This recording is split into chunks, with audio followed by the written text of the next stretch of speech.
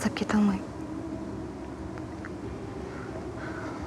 Ол менсіз өмір сүре алмайды. Кинодағы Сакура мен Раузаны телекөрермен бірден таниды. Өмірде Айдар мен Жарқынайды желідегі жұрт жақсы біледі. Түсірілім алаңында тұтанған махаббат оты соңында отбасын құруға себеп болған. Бір қызығы Сүрбойдағы ағасы болашақ қалыңдығы жайлы әуелі қарындасы Ашаға айтыпты.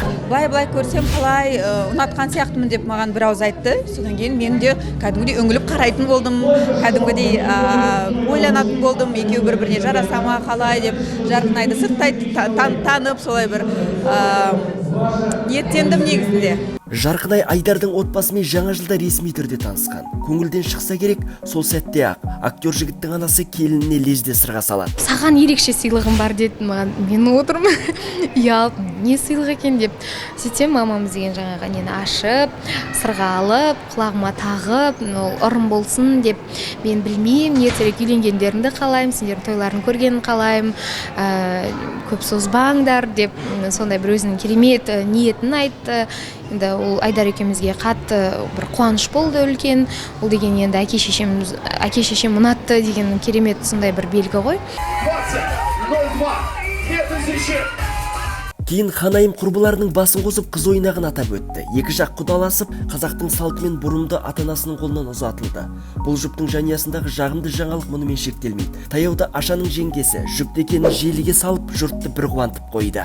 Тезірек немере сыйласа екен, біздің келінімізде енді екі келінімізде деп отыр ол кісілер. Сондықтан да мен ойымша бұл тек қана Алланың қалауымен жасалады және ұлы сезім. Айдар үйдің үлкені, ізінен ерген інісі бар. Келіншегі ата-енесіне қызмет етіп, немересі жанында болсын дегені болар. Әзірге қара шаңырақтан алшақтауды қаламайды. Менің ойымша, өзім тәрбием бойынша мен бірге тұруымызды қалаймын. Әке-шешемізбен бәріміз, өйткені бауыр басып қалу керек деген сияқты. Әке-шешеме үйрену керек, бір қуанышта, бір ауырмашылық көтеріп деген сияқты. Бір толықтай бір жанұя болатындай бірге тұруға дұрыс болады деп ойлаймын. Бірінші алғаш кездері. Айта кетейік, бұл жұптың дүбірлі тойы наурыз айының 21 күні Алматыдағы зәулім мейрамханалардың бірінде өтуі тиіс еді. Бірақ елімізде енгізілген төтенше жағдай мен карантин режиміне байланысты қос ғашықтың қуанышы кейінге шегерілді. Сезім ағашы сакура гүлде, аймалап сүйсін күннің де шуағы.